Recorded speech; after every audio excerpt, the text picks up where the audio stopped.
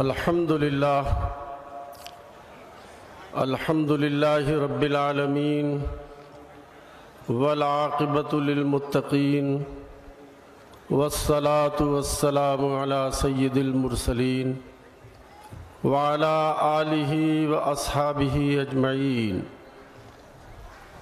اعوذ باللہ من الشیطان الرجیم، بسم اللہ الرحمن الرحیم۔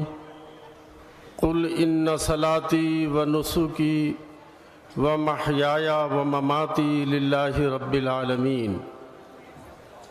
صدق اللہ العظیم وبلغنا رسولہ النبی الکریم ونحن علی ذلک من الشاہدین والذاکرین والحمد للہ رب العالمین۔ کرناٹک کی راجدھانی بنگلور کی سرزمین پر ملک کی سب سے مقتدر اور موقر امبریلا تنظیم All India Muslim Personal Law Board کا 29واں اجلاس اور اس کے آخری دن آج کا یہ عظیم الشان اور تاریخی جلسہ، اس کے صدر عالی وقار بورڈ کے صدر محترم، اسٹیج پر موجود All India Muslim Personal Law Board کے اکابرین، بالخصوص امیر شریعت کرناٹک، ملک کے مختلف حصوں سے تشریف لائے ہوئے علماء کرام، قائدین ملت، اور اس عظیم اجلاس میں شرکت فرما رہے توحید کے متوالوں، شمع رسالت کے پروانوں، اسلامی شریعت کے پاسداروں، ملت مسلمہ کے بالخصوص نوجوانوں اور جیالوں، 2 دن سے All India Muslim Personal Law Board کا اجلاس بنگلور کی سرزمین پر منعقد ہے۔ آپ کے بیچ میں ہم لوگوں کو صرف جذباتی تقریریں نہیں کرنی ہیں، بلکہ اس نہایتی موقر اور باوقار اسٹیج سے ملک اور آپ کی خدمت میں کچھ پیغامات بھی پیش کرنے ہیں۔ آپ جانتے ہیں کہ یہ جو آپ کی قیادت بیٹھی ہوئی ہے، آپ کے امیر شریعت پچھلے کئی ماہ سے لگاتار بیمار ہے۔ بورڈ کے صدر محترم کو آپ دیکھ رہے ہیں عمر کے کس حصے میں ہے۔ بورڈ کے جنرل سیکریٹری مولانا مجددی صاحب کی عمر کیا ہے، لیکن میں آپ تک پرسنل لاء بورڈ کا یہ پیغام پہنچانا چاہتا ہوں کہ یہ تمام قیادت اس ملک کے موجودہ حالات سے اور آپ کے تعلق سے پیدا ہونے والی ناانصافیوں اور ظلم سے کتنی بے چین اور بے قرار ہے، اس کا اندازہ آپ کو نہیں ہو سکتا۔ ملک کو جس راستے پر لے جانے کی پچھلے کئی سالوں سے جو کوشش ہو رہی ہے، وہ ملک جس کو ہم ہندوستان کہتے ہیں، یہ عظیم الشان دیش جو ہمارا بھی عزیز وطن ہے، یہ غلط سمت میں چل پڑا ہے۔ ہم بحیثیت مسلمان اور بحیثیت ہندوستانی شہری کے پوری طاقت کے ساتھ اس ملک کی سمت کو بدلنے کی کوشش کریں گے انشاءاللہ تعالی۔ لوگوں نے یہ غلط سمجھ لیا ہے کہ ہم صرف اپنی لڑائی لڑنے کے لیے جمع ہوتے ہیں۔ میں بہت وضاحت کے ساتھ یہ بات کہنا چاہتا ہوں کہ یہاں پر سارے مجمع میں موجود لوگ یہ پیغام جا کر کے عام کریں کہ ہماری لڑائی اس ملک میں کسی برادران وطن سے نہیں ہے، ہمارا جھگڑا ملک کی کسی دوسرے مذہب کے ماننے والوں سے نہیں ہے، ہمارا یہ اجتماع کسی دوسری قوموں سے کسی لڑائی کے لیے نہیں ہے، بلکہ ہمارا یہ مجمع، ہماری یہ لڑائی، ہماری یہ صدائے احتجاج خود اس ملک میں اپنے دستوری اور مذہبی حقوق کے تحفظ کے لیے ہے۔ ہماری یہ ساری جدوجہد برادران وطن کو ساتھ لے کر اس ملک کے دستور کی بالادستی कानून के तहफ़्फ़ुज़ और अपनी इस्लामी अल्लाहु अकबर, अल्लाहु अकबर। नाइंसाफ़ी के खिलाफ और जुल्म के खिलाफ आवाज़ बुलंद करना बहैसियत मुसलमान के भी हमारे जिम्मेदारी है और बहैसियत सच्चे हिंदुस्तानी के भी हमारे जिम्मेदारी है। हम अपने उस फरीज़े को अदा करने के लिए निकले हैं।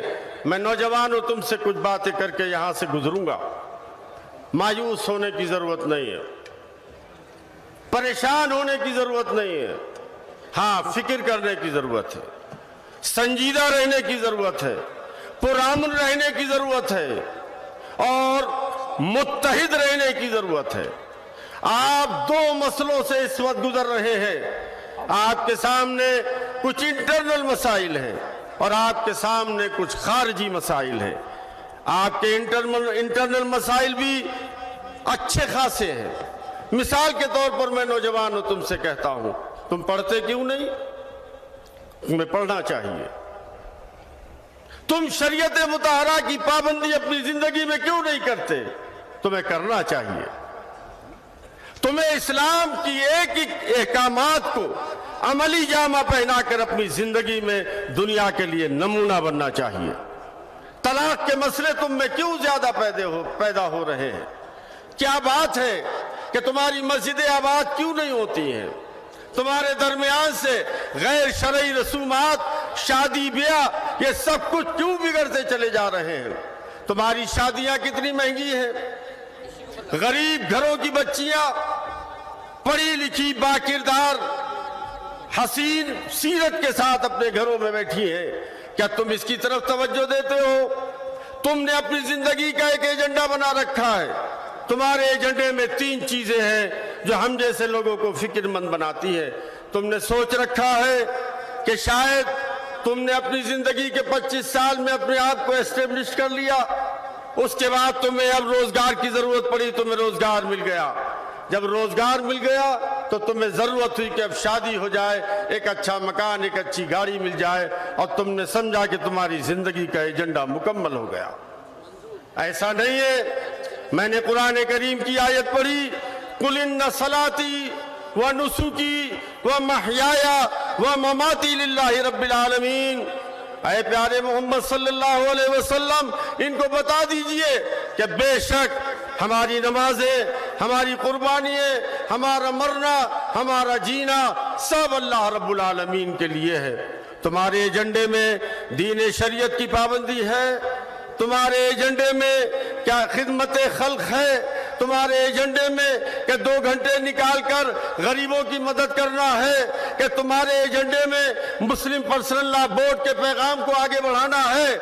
हमें नहीं लगता कि तुमने अपने एजेंडे में बहैसियत मोमिन के इन सब चीजों को शामिल कर रखा है। मैं मुस्लिम नौजवानों तुमसे गुजारिश और अपील करके जाता हूं, तुम बहैसियत मुसलमान मोमिनाना किरदार अदा करते हुए इस मुल्क में अपने कैरेक्टर के साथ जिंदगी जीना सीखो। जिस दिन तुमने अपने आप को इंसानियत की खिदमत के काबिल 100% बना लिया, इस मुल्क में एक नया इनकलाब खड़ा हो जाएगा, जिस इनकलाब का हम इंतजार कर रहे हैं। क्या तुम्हें इसकी फिक्र होती है? क्या मुल्क में रात को कौन भूखा सोता है, दूसरे मजलूम कौन है, दूसरे महरूम कौन है? इसकी फिक्र भी हमारी जिम्मेदारी है। अपनी जिम्मेदारियों को उठाने की कोशिश करो। All India Muslim personal law board तुम्हारे लिए भी फिक्रमंद रहता है। हम जज्बाती नारे लगाते हैं, हम जज्बाती गुफ्तगू करते हैं। अभी मुल्क के हालात हो सकता है मजीद संगीन हो। अपने जज्बात पे काबू रखना, बगैर मुस्लिम पर्सनल लॉ बोर्ड और अपनी क़यादत के एक कदम भी आगे मत बढ़ना। लेकिन जब all India Muslim personal law board कोई आवाज़ दे तो अपने घरों में भी बैठे मत रहना, उसकी आवाज़ पर लब्बे कहकर, चूँकि पर्सनल लॉ बोर्ड पुरअमन तरीके पर एहतजाज के लिए आवाज़ देगा, अपने घरों से निकलना और इस मुल्क के दस्तूर और कानून को बचाने के लिए और अपने तशख़्ख़ुस को बचाने के लिए पर्सनल लॉ बोर्ड के साथ खड़े होकर अपने हिस्से का किरदार अदा करने की कोशिश करना। ये वक्त हो सकता है आने वाले दिन कुछ लड़ाई के लिए हमको बढ़ जाए। आपके स्टेट में एक अच्छी हुकूमत नजर आ रही है, ہم دیکھ رہے ہیں کہ سڑکوں پر اس قیادت کے آنے کے بعد ایک ٹھیک ٹھاک انتظام نظر آ رہا ہے. لگتا ہے کہ آپ کے ساتھ تعاون ہے. چونکہ اس وقت جو حکومت یہاں پر ہے وہ حکومت اور اس حکومت کے مرکزی لوگ اس بل میں بھی ہمارے ساتھ کھڑے ہوئے ہیں اور وہ بھی کہہ رہے ہیں کہ اس بل کو واپس ہونا چاہیے. یہ تمام لوگ ہمارے ساتھ کھڑے ہو کر ہماری لڑائی لڑ رہے ہیں.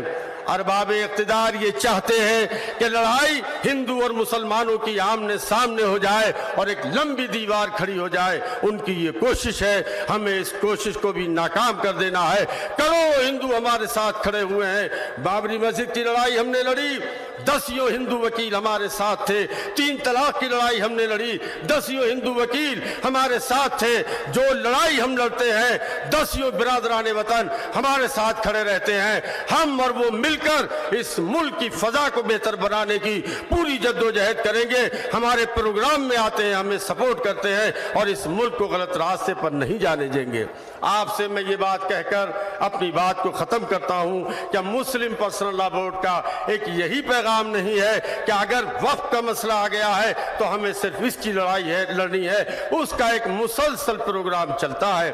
اس میں اصلاح معاشرہ, تفہیم شریعت جیسے عظیم الشان اس کے پاس موضوعات ہیں جس کے لیے یہ پوری قیادت جدوجہد کرتی ہے, آپ کے تعاون سے کرتی رہتی ہے.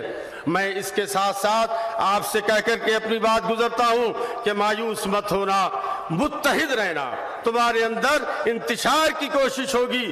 میں کبھی کبھی یہ پیغام دیتا ہوں کہ نوجوانوں اور مسلمانوں 3 چیزوں کو اپنے لیے پیغام اور نصیحت سمجھو بزرگوں کی. متعلم بن جاؤ, پڑھنے لکھنے لگو. نمبر 2 سچے پکے مومن بن جاؤ. نمبر 3 آپس میں اتحاد کو پوری طرح سے قائم رکھو. امید ہے کہ آج کا یہ مجمع آل انڈیا مسلم پرسنل لا بورڈ کے اسٹیج سے یہ پیغام جا رہا ہے کہ ہم سب پوری طرح سے متحد ہیں. میں آپ سے گزارش کرتا ہوں کہ مایوسی سے نکلنا, خوف سے نکلنا, ہراس سے نکلنا, اور یاد رکھنا کسی غیر مسلم شاعر کا یہ شعر ہے, یہ ہندوستان نہ میرا ہے نہ تیرا ہے, نہیں سمجھی گئی یہ بات تو نقصان سب کا ہے. اس بات کو لوگوں کو سمجھنا چاہیے. میں آپ سے اپنے ان اشعار کے ساتھ آخری بات کہہ کے گزرتا ہوں. یہ وقت مانا ہے سخت مشکل, یہ وقت مانا ہے سخت مشکل, اسی سے ہوگا شعور حاصل. یہ وقت مانا ہے سخت مشکل, اسی سے ہوگا شعور حاصل. قبائے علم و ہنر پہن کر بدل دو اب زندگی کے منظر. تم اپنی فردوس خود بناؤ, مسرتوں کی بہار لاؤ. اپنے اندر کے حالات بھی بدلو اور باہر کے حالات بھی بدلو. ہمارے ساتھ کھڑے رہو, ہمارے ساتھ چلو سنجیدگی کے ساتھ. انشاءاللہ تمہاری لڑائی لڑ رہے ہیں. اس ملک میں فرقہ پرستی کے خلاف آواز بلند کیے ہوئے ہیں. اگر اکیلے بھی رہ جائیں گے تو آخری سانس تک اس ملک میں, ابھی صحیح کہہ رہے تھے عارف مسعود کہ ایک مٹھی خاک اگر کہیں سے اٹھاؤ اور اس کو نچوڑو تو اس میں سے جو خون اور لہو کے قطرات ٹپکیں گے اس میں دوسروں سے زیادہ ہمارے اسلاف کے خون کے قطرات شامل ہوں گے. ہم نے اسے بنایا ہے, ہم نے اس کی تعمیر کی ہے, ہم نے اس کی تشکیل کی ہے. ہم اس کے دوسرے نمبر کے شہری نہیں ہیں, ہم اس کے وارث ہیں. سب کی طرح ہم اس کے وارث ہیں. ہماری وراثت چھینے گا کوئی, اوقاف چھینے گا کوئی, نمازوں سے روکے گا کوئی, مسجدوں سے روکے گا کوئی, مدارس قائم کرنے سے روکے گا کوئی. ہمارا نہیں, اس ملک میں رہنے والے تمام لوگوں کا معاہدہ کانسٹیٹیوشن کے ساتھ ہے اور یہ سارے حقوق ہمارے کانسٹیٹیوشنل رائٹ ہیں. اس کی لڑائی پوری طاقت کے ساتھ انشاءاللہ تعالی لڑیں گے. اس پیغام کے ساتھ اپنی بات ختم کرتا ہوں. اسی خاک سے, اسی زمین سے ابھرتے چلو, بڑھو دلیروں, اندھیروں سے جنگ کرتے چلو. سسکتی رات کا سانچہ پگھلنے والا ہے اور سحر قریب ہے, سورج نکلنے والا ہے. بولے نعرہ تکبیر, بولے نعرہ تکبیر, نعرہ تکبیر. آخری بات آپ سے سنجیدگی کے ساتھ کہہ کے گزرتا ہوں کہ یہ لڑائیاں چلتی رہیں گی. نئے نئے مسائل اٹھتے رہیں گے. ہر نیا طلوع ہونے والا سورج مسائل کے ہجوم کے ساتھ آتا ہے، لیکن ایک بات کو یاد رکھنا، 3 چیزوں کو پڑھائی نہیں چھوڑنی ہے، روزگار بڑھیا سے بڑھیا حاصل کرنا ہے، اقتدار میں حصہ داری قائم کرنی ہے، اور ہندوستان کے پورے نظام کے اندر اپنے دخل اور اپنے حصے کی تیاری کی لڑائی ہمیشہ لڑتی رہنا ہے. تیاری بھی کرنا ہے، حقوق بھی حاصل کرنے ہیں، اور لڑتے لڑتے اپنے حق کے ساتھ عزت کی زندگی اس ملک میں جینے کے سارے انتظام اپنے اسلامی تشخص کے ساتھ کرنے ہیں انشاءاللہ. وآخر دعوانا الحمدللہ رب العالمین.